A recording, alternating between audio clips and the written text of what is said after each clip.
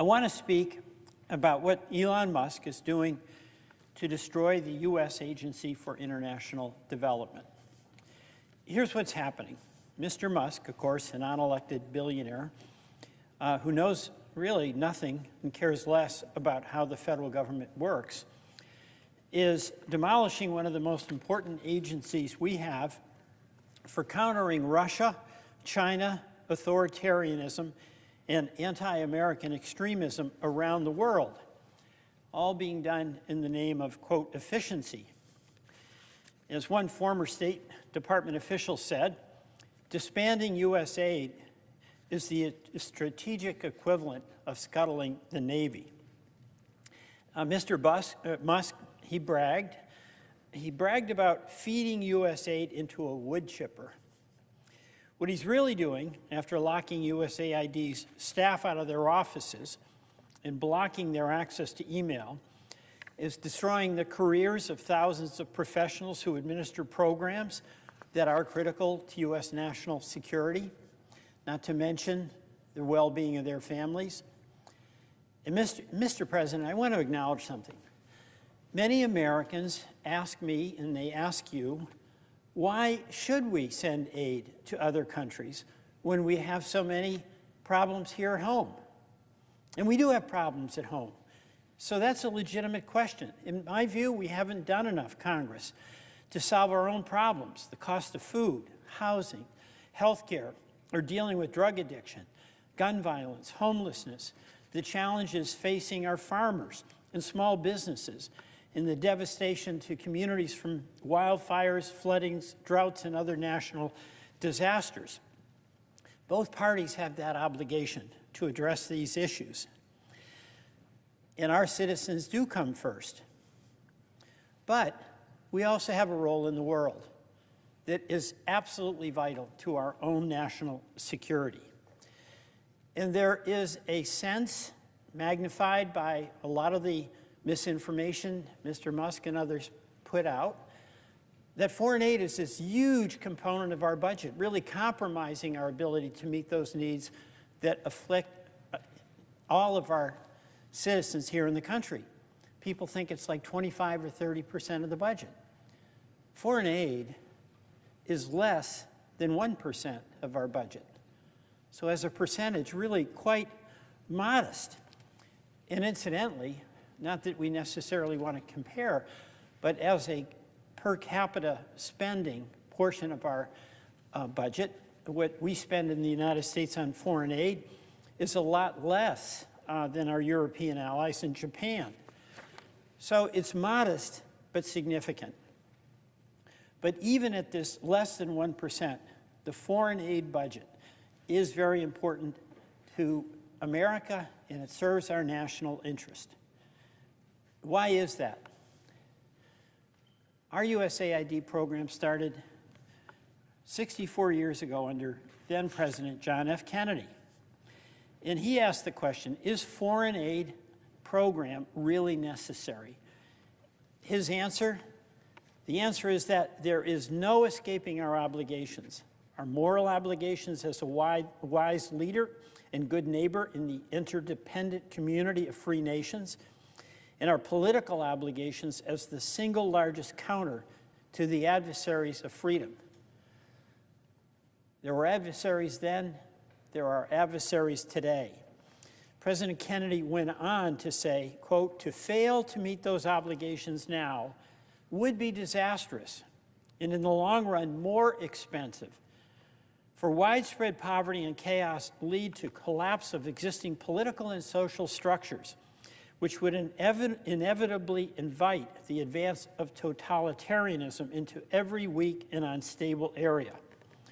Thus, our own security would be endangered and our own prosperity imperiled. A program of assistance to underdeveloped nations must continue because the nation's interest, that is our nation's interest, and the cause of political freedom require it. The words of John F. Kennedy. But fast forward, only 5 months ago, George Bush's Secretary of State, Condoleezza Rice, said about the need for continued U.S. engagement in the world, quote, The United States has got to make both a statement and a reality of America's willingness to remain engaged in the world, because great powers don't just mind their own business. And if we don't shape the international environment, then others will. And they are others that we do not want to cede the territory for our values and our interest, powers like China and powers like Russia, unquote. The words of former Secretary Condoleezza Rice. So the question that we need to answer today is not why we spend money on foreign aid. I don't believe we need to answer that, because I think President Kennedy and Secretary Rice explained that very well. The question is, how can we make the best use of the 1% of the federal budget to protect our interests in an increasingly unstable and dangerous world? As Secretary Rice said, if we don't shape the international environment, then others will. Because no matter how many times President Trump and Elon Musk say America first, isolationism, this is a decision that each one of us in the United States Senate must make. Isolationism is not an option. What does happen in Central America, in Africa, in the Middle East, in Asia, does threaten our own security, far more so today than in President Kennedy's time. Our Secretary of State, Marco Rubio, a valued former colleague, someone we're all quite proud of, has said this administration is not going to eliminate foreign aid and that many of USAID's programs will continue. He and others in the administration have called what the administration is doing a, quote, review. Let's talk about that a minute. If this were a review, I'd be all for it. We should always be looking at the best way and the best use of taxpayer dollars to get the best outcomes from the programs we fund. I've been calling for a review of FEMA, an organization that was very helpful to Vermont to recover from the floods of 2023 and 2024. My view, we should be doing a review of every agency, from food stamps to the Pentagon. So if it were a review, I'd be all in favor of it. But it's not a review. It's a frontal assault to destroy USAID. Just consider. Emails go out telling people not to go to work. Emails go out telling people in foreign lands they've got to come home. Websites are closed down. Work is stopped in its tracks. That's not a review, that's a decision. It's an action to dismantle and destroy an organization. By the end of the so-called 90-day review, people in Africa working for USAID will be in the US. There won't be anything left. And the administration really makes no secret about it. It acknowledged that it has decided to reduce the number of USAID staff from 14,000 to a few hundred. That's not a review, it's a decision. Mr. President, many of us know a lot about USAID. Bring on reform, yes, but this organization has helped our country by doing good work in other countries. Many of us have met USAID staff at posts overseas, often in some of the world's most dangerous places. The folks in that organization are serious, purposeful, and patriots. They put their lives at risk every day, and they don't have body armor. If the goal really is reform of USAID, then I say to Secretary of State Rubio, and I say to my Republican colleagues, I want to work with you. Anything we can do to make any program that we're responsible for better, I am absolutely all in. And we know there's ways we could make USAID better. But what Elon Musk is doing is dangerous, It's cruel, and it's illegal. It's illegal because this Congress has appropriated money for these programs, and Elon Musk is making a unilateral decision without any congressional oversight or authority to discontinue those authorized programs. Also, you know, what does it really say to the millions of people in governments around the world when we've made a commitment, whether it's one that you agreed with or I did, but as a body, as a country, we made a commitment, and then suddenly there's an email out saying we're just kidding. We're not going to follow through. And what does it mean when you think about it? That because of, in effect, this stop work order, we have food for hungry people that's not being delivered. We have vaccines, medicines that can save lives, avert injury, and they're not being delivered. Why are we doing that?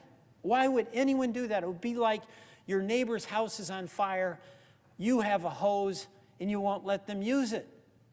That's not the way we operate. At least I hope so. You know, the USAID work, it's invisible to most people. It shouldn't be invisible to us. We're supporting civil society leaders who are inspired by our own Declaration of Independence. These folks fight for human rights and democracy, and they do that in the face of corrupt and abusive governments that imprison their political opponents. These programs have been stopped. There are programs that have strong bipartisan support and have had it for decades, and I want to acknowledge many of my Republican colleagues who've done so much, in particular Senator Lindsey Graham, who knows this does protect our national security. And they present the best face of America that the rest of the world sees.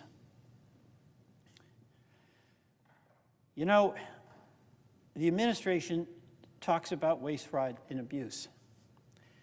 And when they talk about that, I ask myself the question, is there a single American any of us can identify that is in favor of waste, fraud, and abuse?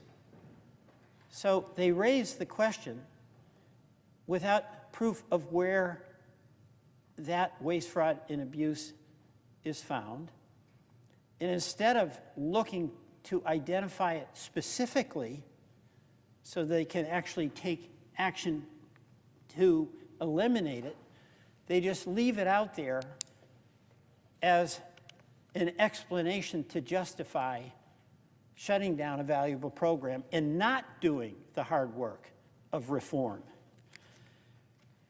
That's applying not just as an approach, not just to USAID, but to many other programs, like farm programs, where I'm getting calls from farmers. What happened to the agreement I had with the federal government, the U.S. Department of Agriculture, about doing new type of crop rotation in exchange for getting a contract price? What's happened to folks running domestic violence shelters who can't get on the portal to get money paid to them that they're owed? This is happening throughout our nonprofit systems, including our community health centers. We had a woman who had an appointment with a dentist at a community health center and got the notice that it was closed because of the order that went out from the administration. So, Mr. President, I believe in USAID. I believe it's wrong for the administration to essentially make the decision to feed it to the wood chipper. I believe in reform, but I do not believe that this is a serious effort at reform.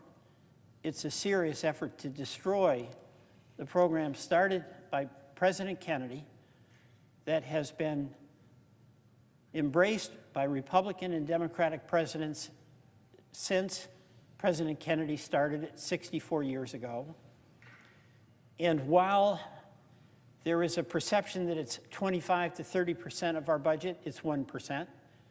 And it's at a time when the reputation of the United States as a country that is going to stand behind the commitments it made is being jeopardized. So my hope is that all of us, whether we agree or disagree about the ultimate value of USAID, will stand up for protecting what we've already committed ourselves to. And that to the extent there is reform to be made, we work together on that so that the American taxpayer and American national security interests can continue to be served by the men and women of the U.S. Agency for International Development.